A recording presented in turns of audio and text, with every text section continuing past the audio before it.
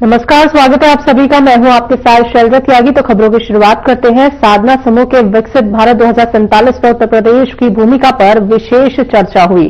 Crowne Plaza Noida Mayur Vihar में कार्यक्रम का आयोजन किया गया, जिसमें आचार्य शैलेश तिवारी शामिल हुए। उनसे चैनल हेड ब्रजमोहन सिंह रघुवंशी ने चर्चा की और इस दौरान उन्होंने क्या कुछ कहा, आइए आपको सुनवाते हैं।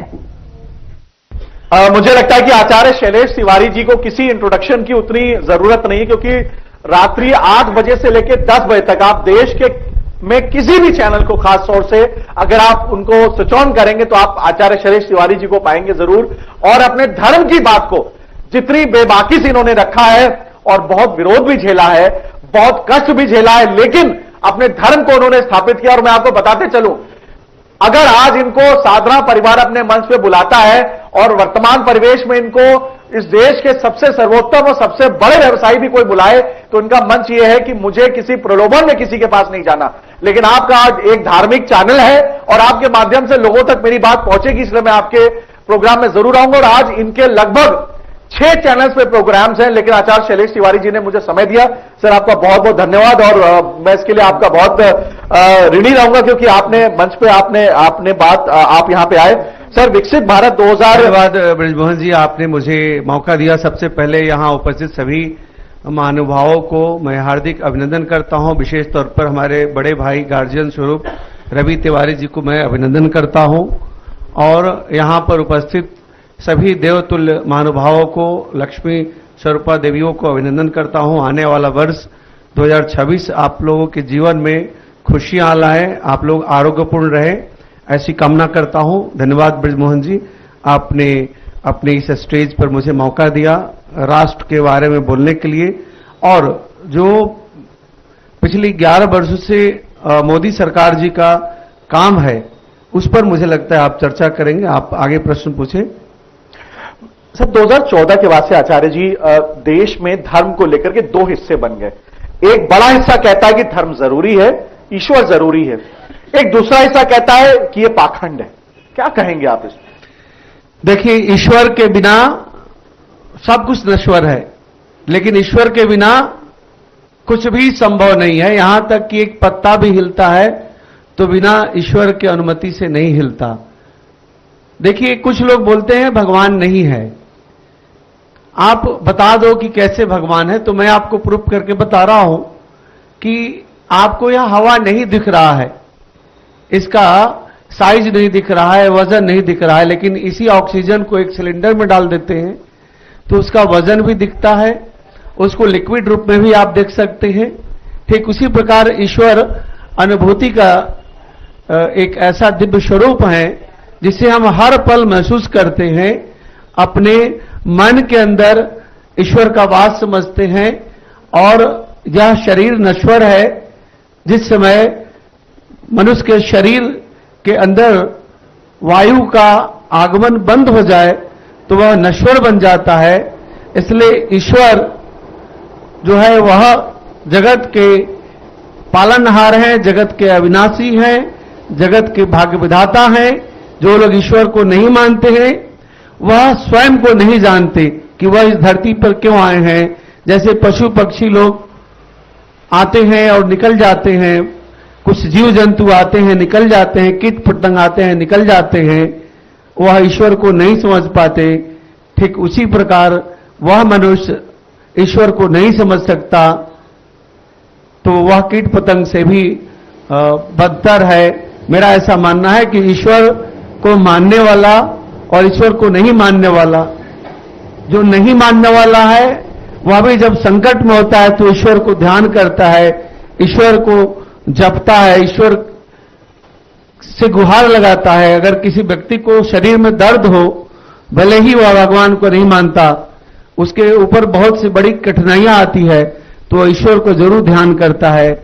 मेरा मानना है कि ईश्वर के नहीं मानने वाले ना के बराबर हैं और जो ना हैं वह मनुष्य रूपी नहीं के बराबर ही हैं। और जो 2014 की बात कह रहा हूं, निश्चित तौर पर 2014 के बाद पूरे भारत में एक जन जागृति आई है। जब मंदिर में लोग नहीं जाते थे, सुनसान हुआ करता था, आज मंदिरों में इतना जगह है। मैं भारत के करीब करीब सभी मंदिरों में गया हूं। पहले मुझे करीब करीब सभी मंदिरों में वीवीआईपी प्रोटोकॉल मिलता था और आराम से दर्शन होता था। आज उसके लिए सोचना पड़ता है कि वहां जाएंगे तो बहुत लोगों को परेशानी ना हो, तो आम जनमानस बनकर ही जाइए। जैसे बाबा विश्वनाथ का मंदिर मैंने 125 से ज्यादा रुद्राभिषेक बाबा के पास बैठ करके 2013 से पहले किया, यानी 5 से 13 तक। लेकिन अब आप जाते हैं तो 10 सेकंड से लेकर 30 सेकंड तक आपको समय मिलता है, उससे ज्यादा आप समय नहीं वहां रुक सकते। तो इसका मतलब यह है कि 2014 के बाद भारत में सनातन धर्म का जन जागरण हुआ है और निश्चित तौर पर भारत का सनातन धर्म का विकास बहुत हुआ है। और मेरा ऐसा मानना है कि सनातन धर्म का सिर्फ विकास नहीं बल्कि सबका विकास और सबका साथ मिला है। देखिए, जैसे राम मंदिर का निर्माण हुआ, निर्माण होने के बाद 2024 में उद्घाटन हुआ, तो आप जान लीजिए कुछ लोग बोलते हैं कि क्या हो गया, क्यों हुआ और उससे क्या फायदा, कोई हॉस्पिटल बन जाता। भाई, राम मंदिर निर्माण हुआ है तो वहां पर 10 लाख लोगों को रोजगार मिला है। आप बोलते हैं कि सिर्फ ब्राह्मणों को रोजगार मिला है, कुछ लोग बोलते हैं सिर्फ फूल वालों को। सिर्फ फूल वालों को और ब्राह्मणों को नहीं रोजगार मिला है, वहां कंस्ट्रक्शन बढ़ गया है, वहां रोड बन गया है, वहां पर बिजली की खपत बढ़ गई है, वहां पर जो मिठाई है, फूल है, उसके अलावा पर्यटन के लिए 5 स्टार होटल हैं, सामान्य छोटे बड़े होटल हैं, मझले होटल हैं। तो इस प्रकार से 10 लाख से ज्यादा लोगों का रोजगार की प्राप्ति केवल और केवल अयोध्या में हुआ है। और जैसा मैंने इकोनॉमिक्स का विद्यार्थी रहा हूं, मैंने एमए इकोनॉमिक्स किया है, मैंने ज्योतिष पर विशेष वैदिक तंत्र पर आचार्य की पढ़ाई की है, मैंने पत्रकारिता की पढ़ाई आईआईएमसी से किया है। तो मेरा जो आकलन है कि 50,000 करोड़ से ज्यादा 5 साल में केवल और केवल राम मंदिर और बाबा विश्वनाथ जी के मंदिर से आवागमन व्यापार का हो रहा है, 50,000 करोड़ से ज्यादा का। तो यह सब केवल और केवल राम मंदिर के निर्माण से हुआ है, काशी के कॉरिडोर से हुआ है। और सिर्फ काशी का कॉरिडोर ही नहीं बना है, आप देखिए कि 2014 के बाद उज्जैन महाकालेश्वर का कॉरिडोर बना है, केदारनाथ का जिस तरह से भीषण आपदा आई थी उसके बाद से नवनिर्माण हुआ है, बद्रीनाथ जी का नवनिर्माण हुआ है, हमारे बाबा विश्वनाथ जी के पास ही नजदीक में विंध्यवासिनी माता के विंध्याचल में हुआ है निर्माण, मिर्जापुर में। और सिर्फ हम यही नहीं कह सकते, सनातन धर्म में बहुत बड़ा जन जागृति आई है। आप उत्तर से दक्षिण, पूरब से पश्चिम, यानी उत्तर से आप मां वैष्णो देवी से कह दें और दक्षिण में आप रामेश्वरम तक कहें, सब जगह निर्माण हुआ है, सब जगह उत्थान हुआ है, नवनिर्माण हुआ है और सनातन की जन जागृति हुई है। कहीं न कहीं इसका श्रेय हमारे देश के यशस्वी प्रधानमंत्री नरेंद्र मोदी जी को जाता है और उत्तर प्रदेश के यशस्वी मुख्यमंत्री योगी आदित्यनाथ जी को जाता है। सिर्फ और सिर्फ लोगों को लगता है, बहुत लोगों ने कहा था कि हॉस्पिटल चाहिए था, तो हॉस्पिटल भी बनेगा। राम मंदिर बन गया तो मंदिर के लिए हॉस्पिटल भी बनता है, मंदिर के लिए गरीब बच्चों के लिए विद्यालय भी बनता है, संस्कृत विद्यालय भी बनता है, पशु चिकित्सालय भी बनता है। इसके अलावा फ्री का भोजनालय भी होता है, फ्री का धर्मशाला भी होता है। तो इस प्रकार से मानव कल्याण के लिए धर्म जरूरी है। धर्म के बिना जीवन अधूरा है और धर्म धारण करने का चीज है। धर्म जो है वह सत्य को धारण करता है, अहिंसा को धारण करता है, आस्थे को, अपरिग्रह को और साथ ही साथ सेवा भाव को धारण करता है। तो साल 2014 के बाद जिस तरह से हमारे भारत भूमि में जन जागृति हुई है और आने वाला 2047 जो हमारा है उसमें हमारे साधु संतों की महत्वपूर्ण भूमिका है। एक जाति पाति के बीच जो मतभेद है उसको दूर करने का, दूसरा स्वदेशीकरण का, तीसरा धर्म की जागृति का, तीसरा चरित्रवान बनने का। आज धर्म के माध्यम से आने वाले 2047 को विकसित राष्ट्र बनाने के लिए साधु संत महात्मा नव युवा पीढ़ी को जन जागृति करके, उनको मोटिवेशन करके चरित्रवान बनने का, नशा मुक्त होने का। आज जिस तरह से पंजाब राज्य नशा से ग्रसित है, पूरा पंजाब राज्य नशा से ग्रसित है, और जिस तरह से वहां धर्मांतरण हो रहा है, यह बहुत बड़ा चिंता का विषय है। मैं देख रहा हूं कि कुछ सरदार भाई लोग, सिख भाई लोग पगड़ी पहन करके और जिस तरह से क्रिसमस सेलिब्रेशन कर रहे हैं, जिस तरह से बहुतायत में बहुत तेजी से हिंदू भाई लोग क्रिश्चियनिटी में कन्वर्ट हो रहे हैं, यह कन्वर्जन बहुत बड़ा चिंता का विषय है। तो इस पर भी हमारे साधु संत लोग ध्यान दे रहे हैं और जन जागृति करेंगे। साथ ही साथ आपने देखा कि कैसे 2025 में महाकुंभ का आयोजन योगी आदित्यनाथ जी के प्रताप और प्रभाव से किया गया। पूरे विश्व के 60 करोड़ से ज्यादा लोग वहां आकर के उस महाकुंभ में डुबकी लगाए।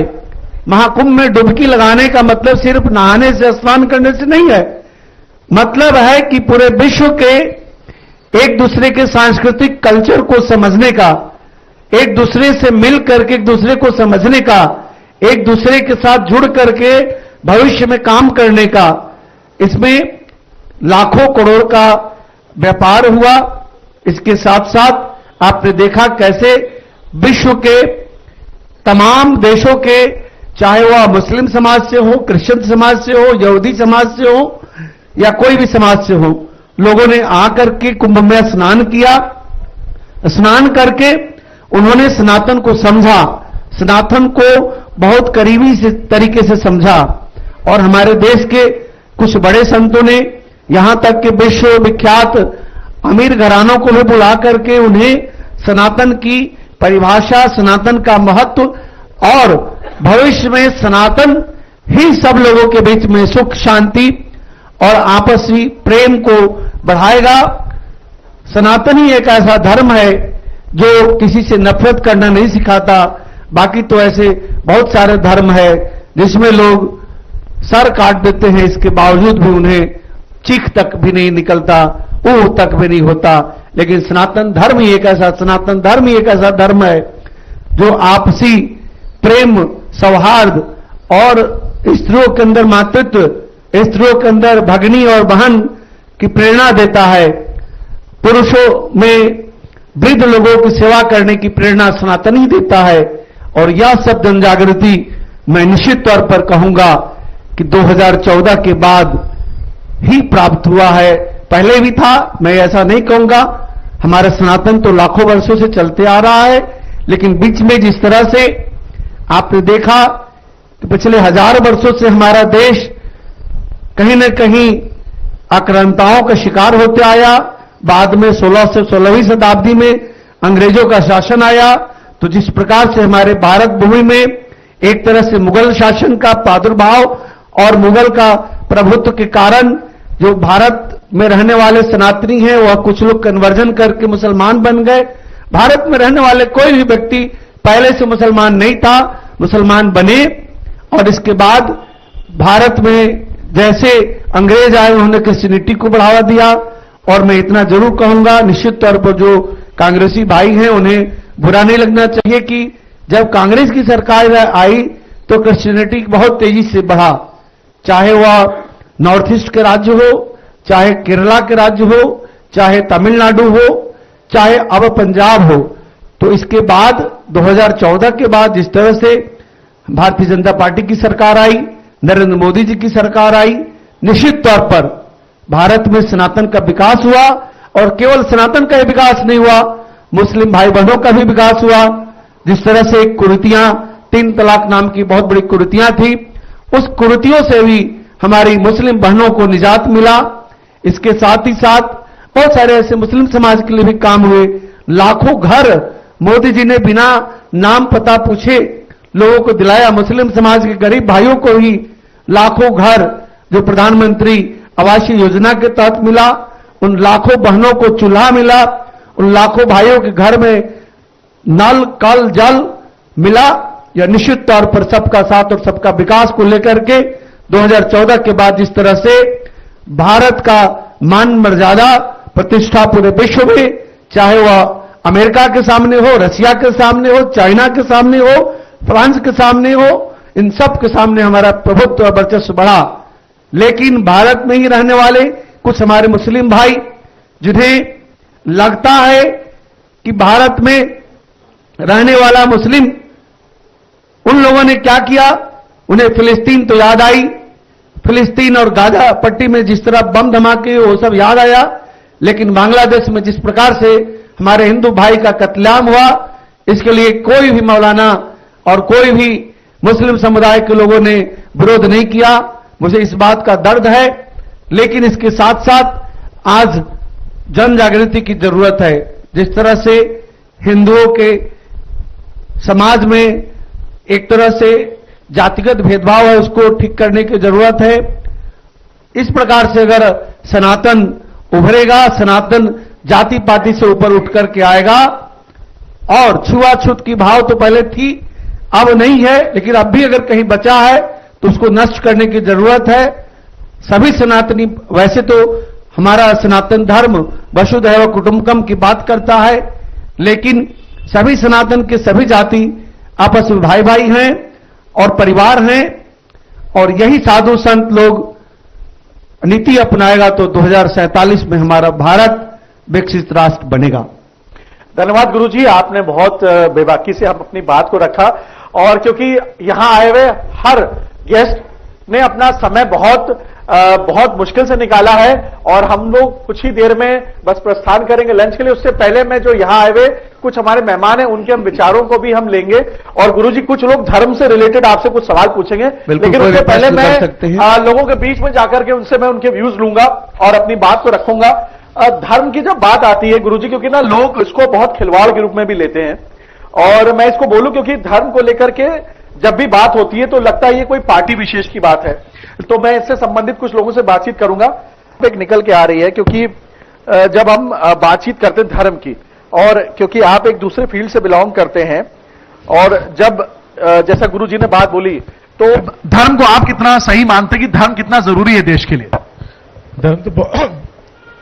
धर्म तो बहुत ही जरूरी है, और बीजेपी सरकार में आने के बाद हिंदुत्व को जो वो मिला वो बहुत ही बढ़िया है। देखिए, धर्म को लेकर के तमाम लोग अपनी बात रखते हैं। मैं मंच पर भी लोगों को इनवाइट करूंगा, खासतौर से हमारे साथ एक फैशन शिवानी जी हैं, सुहानी जी फैशन डिजाइनर हैं। क्योंकि ये आपका सेक्शन नहीं है, लेकिन आप क्या सोचती हैं धर्म को लेकर, क्या सोचती हैं आप? मुझे ऐसा लगता है कि धर्म हमारा एक बेस है। जैसे आत्मा शरीर में होती है, तो वैसे ही धर्म से हम चलते हैं। वो हमें बताता है कि हमें किस राह पे चलना है, कैसे चलना है, क्या हमारी संस्कृति है। तो ये बहुत जरूरी है, बेस है, फाउंडेशन है किसी भी जीवन का धर्म। आप किसी भी धर्म से हो सकते हैं, लेकिन आप अपने धर्म को फॉलो कीजिए। I think that is the part of your culture, your celebration. अभी हाल ही में गुरुजी जो वर्तमान में देश के सांस्कृतिक मंत्री हैं और पर्यटन मंत्री हैं शेखावत जी, उनसे हमारी ब्यूरो हेड ने सवाल पूछा धर्म के बारे में। मैं पूछना चाहूंगा, आपको याद है वो सवाल जो आपने पूछा था शेखावत जी से, उसके विषय में आप शैलेश तिवारी जी से कुछ पूछना चाहें तो? सर, हम लोग हिंदू धर्म से बिलोंग करते हैं, और जब से बीजेपी की सरकार आई है थोड़ा ज्यादा बढ़ गया है। सभी लोग धर्म को लेके, सभी के मन में पहले से शुरू से ही रहा है, लेकिन अभी थोड़ा सा हमारे देश में एक धर्म को लेके ज्यादा लोगों में जागरूकता आई है, हम कह सकते हैं। लेकिन अगर हम आज भी हिंदुओं के मंदिर में, जब हमारे मंदिरों में जाते हैं, हम लोग चर्च में अगर जाए, हम गुरुद्वारे में अगर जाए, तो वहां पर भी एक फीलिंग के लिए जाता है इंसान। लेकिन हम जब अपने मंदिर में जाते हैं, बहुत सारे मंदिरों को मेंटेन बहुत अच्छा किया है, लेकिन बहुत सारे ऐसे पॉपुलर टेम्पल्स हैं जहां पर उनको मेंटेन बहुत अच्छा नहीं किया। सबसे बड़ी जो कमजोरी मुझे लगती है, वहां पर हाइजीन की बहुत प्रॉब्लम होती है। जब हम गुरुद्वारे में जाते हैं तो हमें वहां साफ सुथरा दिखता है, हम बैठते हैं देर तक वहां पर। तो मेरा सवाल उनसे यही था कि आप क्या इस पर काम कर रहे हैं? तो उन्होंने बोला कि हम चिन्हित करके धीरे धीरे इस पर काम करेंगे। आपकी उस पर क्या राय है? आता होता है, कलश स्थापन होता है, आपके घर में यज्ञ होता है तो उसकी सामग्री को आप जाकर के जमुना जी में गंगा मैया में फेंक देते हैं, गंगा मैया को प्रदूषित करते हैं, जमुना मैया को प्रदूषित करते हैं। ठीक उसी प्रकार आपने पूजा का फूल, कुछ सामग्री, कुछ पॉलिथीन है तो नजदीक में जाकर के कूड़ेदान में न डाल करके उसको पार्क में डाल देते हैं, गंदगी फैलाते हैं। ठीक उसी प्रकार मंदिरों में भी जिस तरह से हमारे हिंदू धर्म के मंदिरों के बाहर जो बेगर हैं, भिखारी हैं, और जगहों पर उतना भिखारी लोग नहीं होते, जो असक्षम लोग हैं, तो आज जरूरत है समाज में लोगों को जनजागृति करके जो भिखारी वर्ग हैं उनको सेवा देना, उनको ऐसा सबल कर देना कि ताकि वो जहां पर हैं वहां थोड़ा अपने आप को मजबूती करके वहां गंदगी ना फैलाएं, तो जनजागृति होगी। और साथ ही साथ खुद को बदलना होगा। आप मंदिर में जाते हैं, वहां गंदगी हम आप ही करते हैं, तो हम आप अगर जनजागृति पैदा करेंगे और साथ साथ अगर सरकार भी जागृत होती है, सबसे पहले तो खुद की जागृति करना है कि हम कहीं भी जाते हैं धार्मिक स्थल पर तो वहां गंदगी नहीं फैलाएंगे, अगर कुछ लेकर गए पॉलिथीन नहीं फेंकेंगे, कूड़ा नहीं फेंकेंगे, तो खुद की बदलाव से सबके अंदर बदलाव आएगा, जनजागृति आएगी। निश्चित तौर पर आप गुरुद्वारे जाते हैं तो आपको शुद्धता का महसूस होता है, अनुभूति। लेकिन आप सिर्फ उत्तर भारत की बात कर रही हैं, आप दक्षिण भारत में तिरुपति बालाजी जाइए, वहां की सफाई देखिए, आप सिद्धि विनायक जाइए, वहां की सफाई देखिए, आपको जाना है काशी विश्वनाथ जी जाइए, वहां की सफाई देखिए। जो आमतौर से घर के नजदीक जो बहुत प्रसिद्ध मंदिर नहीं है वहां कहीं गंदगी होती है, तो वहां के आम जनमानस का जरूरत है, वहां के लोकल लोगों की जरूरत है कि उसकी सफाई करें। हम अपने घर की सफाई खुद नहीं करेंगे तो बाहर से कोई करने वाला नहीं आएगा, इसलिए जन जागृति बहुत जरूरत है। आचार्य जी, आखिरी बस सवाल एक लेंगे, उसके बाद से फिर हम दूसरे गेस्ट को मंच पर बुलाएंगे क्योंकि सबको। गुरुजी, मेरा एक छोटा सा सवाल आपसे है कि जैसे हमारे सनातन धर्म में इतनी ज्यादा फ्रीडम है कि हम भगवान को, ईश्वर को माने या ना माने, कोई ऐसा नहीं है कि आपको जोर जबरदस्ती बोला जाता है कि आप ईश्वर को मानो, पूजा करो, आपका मन है तो कीजिए, नहीं है तो नहीं कीजिए। अगर हम सेम चीज दूसरे समुदाय में देखते हैं, जैसे मुस्लिम समुदाय को ले लीजिए, उनका एक फिक्स होता है फ्राइडे को आपको नमाज करने जाना ही है, करना ही है, बच्चों को मदरसा भेजा जाता है कि आप जाइए और उनको पढ़ाई कीजिए। क्या हम अपनी संस्कृति को, अपने सनातन को बताने को और बढ़ाने के लिए कुछ ऐसे प्रोग्राम स्कूल में या कॉलेजेस में कुछ कर सकते हैं ताकि उनको अच्छे से बताया जाए? आने वाली जनरेशन के लिए हम क्या करें? देखिए, सरकार तो ये सब बड़े स्तर पर काम जो है सरकार का है। गीता का विशेष रूप से सभी स्कूलों में पढ़ाने की बात हो रही है, कहीं कहीं पढ़ाया भी जा रहा है, और सरस्वती शिशु मंदिर जैसे विद्यालयों को बढ़ावा देने की जरूरत है। इसके साथ ही साथ हर गली मोहल्ले में हर व्यक्ति को कम से कम सप्ताह में 2 दिन, मंगलवार को शनिवार को मंदिर जाना चाहिए। आज जो बहुत बड़े बड़े मंदिर हैं वहां पर तो लाखों की भीड़ है, वहां पर दर्शन के मौके नहीं मिल पा रहे हैं, लेकिन जो आपके घर के नजदीक के छोटे छोटे मंदिर हैं वहां पर लोग नहीं जा रहे हैं। वहां पर तो स्थिति है कि लोग टेप रिकॉर्डर में आरती कर रहे हैं, आरती करने वाला भी लोग नहीं है। तो आज जन जागृति की जरूरत है।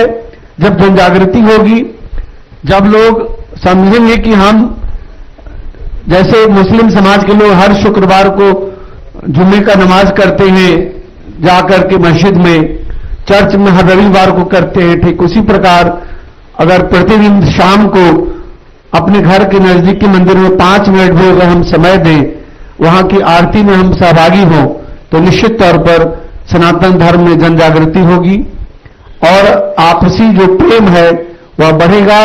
जाति पाति का भेदभाव को दूर करना होगा। मैं यह नहीं कहता कि शादी विवाह जो है वह जिसको मन उससे कर दे, उससे तो जो है वह बहुत ज्यादा समस्याएं पैदा हो जाएंगी। समस्याएं यह होंगी कि अधिकतर जो है वह मिक्सिंग हो जाएगा, ब्रीडिंग का। मेरा मानना है कि शादी विवाह खान पान अपने अनुसार करे, लेकिन देवी देवताओं का उपासना, जैसे अभी महाकुंभ में आपने देखा करोड़ों लोग एक दूसरे के साथ जाकर के स्नान करते हैं, कोई किसी की जाति नहीं पूछता, कोई किसी की गरीबी अमीरी नहीं पूछता। ठीक उसी प्रकार मंदिरों में भी व्यवहार होना चाहिए। जैसा छठ की पूजा होता है, हमारा बिहार, उत्तर प्रदेश, आज पूरे विश्व में छठ मनाया जा रहा है। छठ की उपासना में कोई जाति पाति का भेद नहीं होता, कोई गरीब अमीर का भेद नहीं होता। ठीक उसी प्रकार इन सब भेद को मिटा करके प्रतिदिन 5 मिनट का समय निकाल करके मंदिर जाने की जरूरत है, तभी सनातन की मजबूती होगी। धन्यवाद। धन्यवाद गुरुजी, आपने हमको समय दिया और अब हम अपने दूसरे गेस्ट को बुलाएंगे क्योंकि सब लोग फिर अब लंच के लिए। धन्यवाद मोहन जी, बहुत बहुत धन्यवाद आपका गुरुजी जो है। और बुलेटिन में अभी के लिए इतना ही। मुझे दीजिए इजाजत। नमस्कार।